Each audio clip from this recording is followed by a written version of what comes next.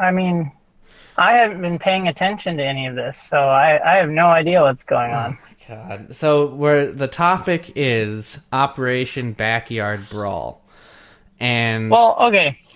The thing is that even though we've been paying attention, it doesn't mean we like know anything about what's going on, really. no, I don't know no. what they're about to find. No, we have no inkling. Well, I mean there is news on that front as well, relatively recent.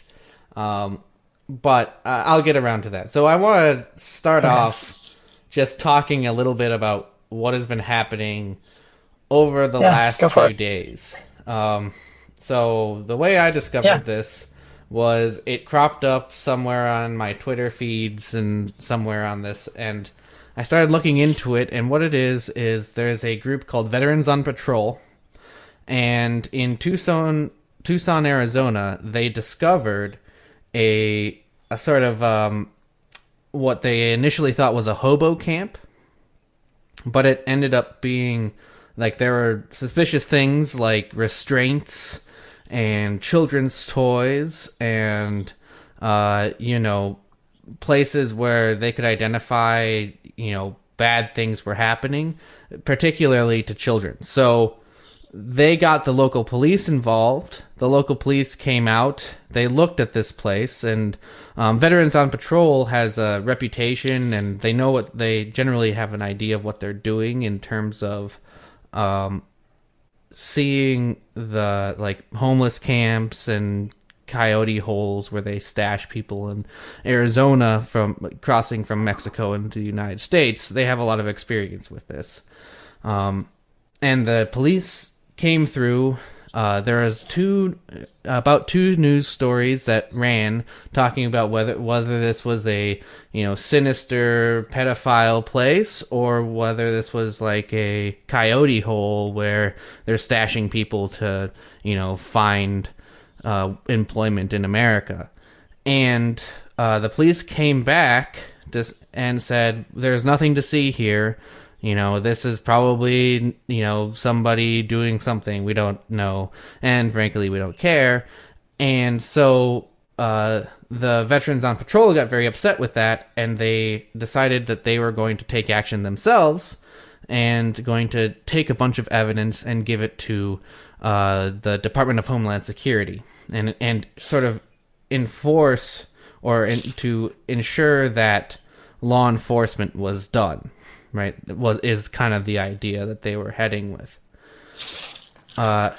So all that goes down. They have they take up a spot on the land so that they can oversee what's going on. Police come by. They get arrested. Two of the VOP get arrested. They get released, and then they get a new. Because there's nothing to hold them for. They were walking on public property, and even arresting them was pretty illegal from the cops' end. And then they finally get the local police, not the state police, to come in and bring in cadaver dogs, because apparently that was something they were worried about, finding like dead bodies in the area. Those cadaver dogs didn't find anything, but in that particular site that they were worried about, which they found a bloody knife in. And they decided they also have been decided that they were going to expand their search all along the I-10 corridor. And so that's what's happening today. They have a few more hits on similar style sites that could be what they call hobo camps, sort of where people are just living in small homeless places to live in the desert, or it could be these sort of pedophile camps that they suspect is where they're trafficking children out of. So that's kind of where it brought up to speed. They have found they got hit on 3 different places along that corridor, and they're asking for people to look up the company that was on the land, that owned the land in their specific instance, Cemex, Cemex, and make sure that they're not also harboring these pedophile sex trafficking work camps things. So that's the long and short of it. That was a pretty good rundown. Yeah, I mean, I've been following it pretty closely because it's really fascinating to me. I think it's an interesting direction. And this is a live, ongoing. Yeah, it's happening. Thing where things are actually unfolding right now. Yeah. So we're going to be learning more throughout the week. We don't know, man. Anything can happen. But it is. I've been involved, or at least I've watched a few movements come and go in my lifetime, like Occupy Wall Street, and I really enjoyed. I believe it was the Bundy that fought against the Bureau of Land Management in Colorado, and I have a particular fascination with people who take charge of their own situation, and I admire that, particularly in the case of the Veterans on Patrol. And so I think also, unlike a lot of those unlike the other two, compared to the Occupy Wall Street, the threat is much more immediate and feels much more dangerous. And unlike the Bundy situation, the threat, everyone hates pedophiles, right? Nobody. It's not a hard choice to say, oh, those pedophiles are probably okay people on the inside, or those child sex traffickers are probably okay people on the inside. We just don't know their situations. Maybe they just had to sell children. Yeah, so the situation around trying to go after pedophiles is actually really tricky for many, many, many, many reasons. They seem to be tied in with cartel and big money. I mean an external ethical question. Like, there seems to... You're right. There seems to be whenever pedophilia is involved, like Epstein or, other places, there, like, it's always been the person's been well protected and very wealthy. If they're not, then they're just thrown into prison to die, right? So we either get just like only the cases that are very visible, and since they're rich, they get away with it anyway, or they're not rich and everyone gets what they expect, and so it's just immediately forgotten about. But it is a good point to say that the law has been pretty kind, despite everyone knowing that it's a morally unambiguous situation, right?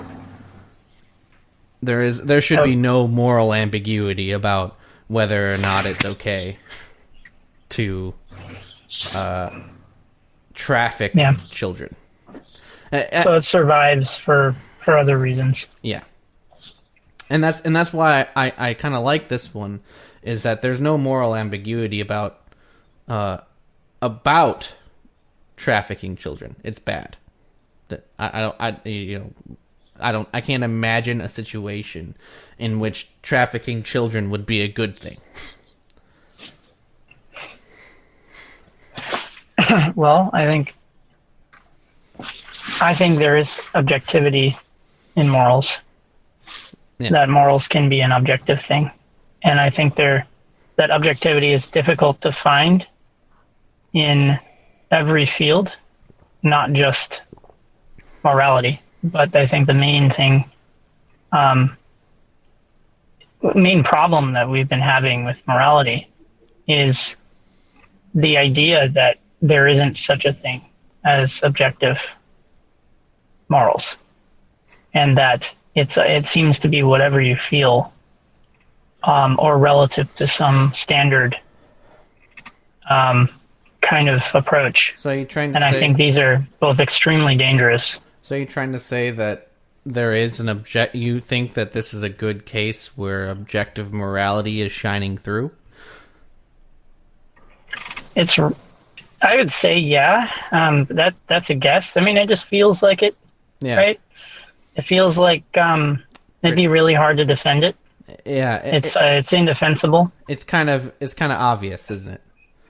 Yeah, I mean, any case of where you have something that, I mean, imagine you were a child that is thrust into that situation. Seeing it from that point of view should show you the lesson, right? It should show you that, yeah, that would be a bad thing for you, and quite possibly might just be a bad thing to inflict upon someone. Yeah. For the same reason. Yeah. Right? So it's not, I think it's moral blinders in many cases. Yeah. A lot of people will scope their vision down and try not to, they try to avoid problems. Yeah. And in so doing, they willfully create them. Yeah. Or defend them. Yeah. Or unintentionally defend them. But it gets worse than that. What I've seen is that we have, and I've mentioned this before, but we have this cult that appears to be very interested in identifying what good things are, what things are good, in order to defile them. Yeah. They want to invert and defile and corrupt. They look for things. They understand the landscape of good things very well, only to destroy it. And there is absolutely no logic to this. Well, no logic because what we can tell, right? No, it's bad. It's bad logic. Is what I'm saying. It's problematic. It's problematic in a logical sense. Yes. Just because good things, by definition, are things that we want. And so if you want to destroy the things we want, then you have a contradiction, a logical contradiction. It doesn't make any sense. This is so logically wrong, in the sense of being morally wrong, right? Yeah. And just so wrong we attach the label evil to it. Yeah. Because it can get into territory that's pretty bad. It gets to the point where they identify the most damage they can do, and they work out complex plans on achieving that. It's sickening. It's a scourge. Yeah. So a scourge that needs to be purged. Yeah, and let's talk a little bit about that. One of the interesting dynamics of this is there's a lot of frustration that the government has just been saying, don't worry about the bad guys. We're going to take care of it. Just wait for us to come and take care of it. And I think that's a testament once again to the VOP that they're saying, no, we're going to take care of it. We are going to deal with this because this has taken too long and your time is up. Right? Yeah. Yeah. And if we have a problem and you're not just not helping, you're preventing the solution. Yeah, because you're saying... then you're part of the problem to solve. Don't worry about it. We're going to fix it, right? That's at some point, you really have to say, well, you might be the expert, but you're not doing anything. So I'd rather have a non-expert do something or try to do something than a supposed expert actually doing something. Yeah. And I mean, these are people whose motivation is in line. They're trying to solve the problem of kids getting hurt. Yeah. Right in their backyard. Yeah. And that's all they care about, to the point where they're not taking money. Like, I don't think they usually do. They don't take money. But they need supplies to run these operations. Supplies and volunteers. Yeah. So the whole situation is very interesting from that point of view. You're right. And it's really interesting watching this unfold from that perspective. But on the flip side of that, I want to talk a little bit about the Peasants' Crusade, which was in the days of the Crusades. The first Crusade actually got people so hyped up that a bunch of lower level nobles and peasants got together and decided that they were going to form their own crusade and invade Turkey themselves before the nobles could get their armies into play. And you know what happens. They go down, they get to Turkey after causing a muck in Europe. They raid Catholic and Christian churches. They do their own thing for supplies as they're marching through Europe. Some of them don't even make it to Turkey. They just kind of stay in Hungary and go about Hungary and loot and pillage their own fellow Christians. And then they get down to Turkey, and the Turkish army is there, and they just wipe them out easily. Even though they So you're talking about the army wiping them out? The Turkish soldiers themselves, they were waiting for the Peasants' Crusade because they knew this giant force was coming towards them, and they just wiped out the Peasants' Crusade pretty much in one fell swoop. Complete rout. It was a disaster.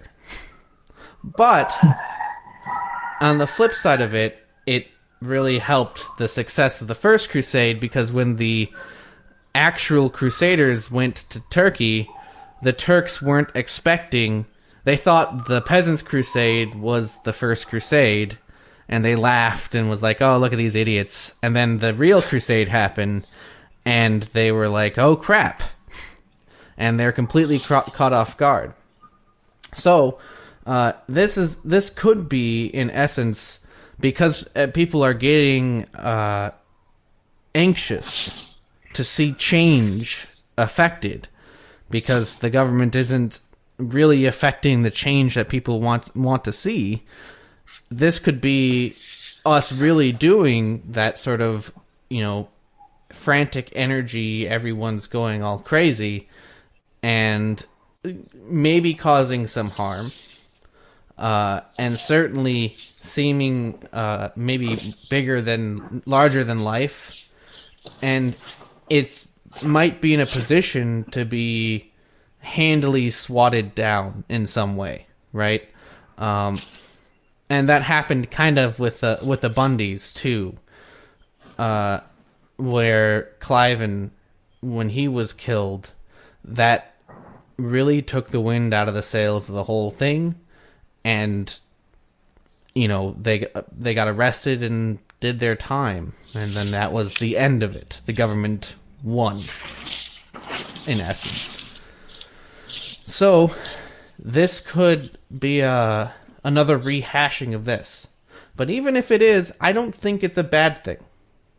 I think people taking stands is far more important than anyone really knows. The fact that somebody is willing to take a stand, I think, is the important thing. And to say that we're going to do something if the government's not going to do something. Yeah. They're trying to be the change they want to see. Yeah, which is something I really appreciate. Yeah. Yeah, it makes sense. These, I always look at it through problem solution terminology. and I just see them trying to solve a problem getting obstructed by authorities, and then choosing to solve it, without the help of authorities. Just kind of, that's a good thing to do. Yeah. Sometimes the authorities are part of the problem. Yeah. So. Yeah, and sometimes that means you have to take matters into your own hands. Yeah, you just got to see the problem for what it is, and just have the courage to do what's necessary. That seems to be the hard part for a lot of people. So even if this gets traction, there's fear. There's a fear going on. I think that a lot of people don't know what to do when going up in that kind of situation. Like, it feels like you're in some horror show. Yeah. Yeah, it looks like a horror show. So I think they found that bloody knife. They found a bone saw. Yeah, they found some pretty horrifying restraints, like strapped restraints. And if you look at them, there's really no way it could not be, right? Restraints. Like there's even a bunch of gag supplies and stuff there. And there's this filthy child's crib. Yeah. It was like a pack and play. A pack and play crib right there. It's all shredded and dirty. Yeah, and a car seat. And condoms around and pretty damning evidence that they're finding. Yeah. They say that that's just the stuff that they say that they are willing to release. They say they have more. Yeah. Right. So that's what I was going to say. Yeah. They say there's more. I hope that they're cataloging and archiving what's necessary. I heard that they handed over some. Yeah, it sounds evidence. It sounds to like they have local police. They have, they're handing evidence to local police, and I'm pretty sure they have some former sheriffs and people on that group that are experienced former law enforcement, right? So sounds like they have a lot of volunteers that are really knowledgeable. Yeah, which is amazing. And they have a lot of connections, it sounds like, as well. I really am impressed with the way that this has been handled. So yeah, they seem to be well prepared. Yeah, and they're using social media to attract volunteers. Yeah, and I think it's working well. I would think so. I don't.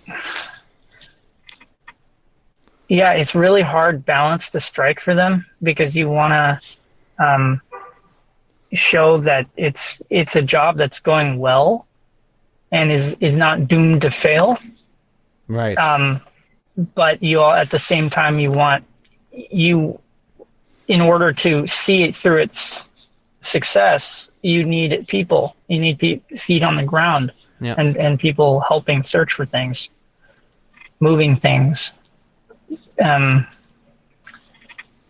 There's also the balance to strike between showing that they have enough know-how there and experienced people to potentially help defend against whatever might be thrown their way, just to allay some fears about what would happen if if you volunteered and you get involved and things go south. What would that look like for you? Right. Right. But so a lot of people, I think, would be just nervous about getting involved for that reason. Intimidated. But I think there's a lot of people that aren't.